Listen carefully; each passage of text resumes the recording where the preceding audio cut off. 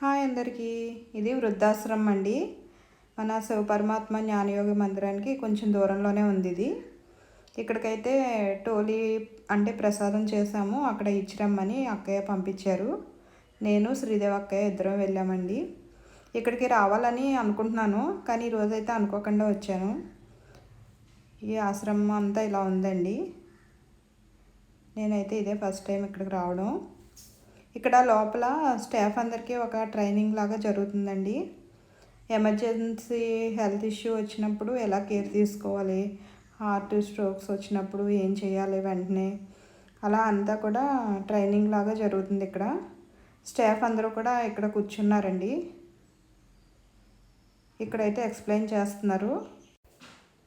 మనం వీలున్నప్పుడు ఇలాంటి ఆశ్రమాలకు వెళ్ళడం, అక్కడ వాళ్ళకి కావాల్సింది ఏదైనా ఫైనాన్షియల్గా హెల్ప్ చేయడం, లేకపోతే ఏదైనా ఫుడ్ ఐటమ్స్ అవి ఇవ్వడం, అది కూడా చాలా మంచిదండి.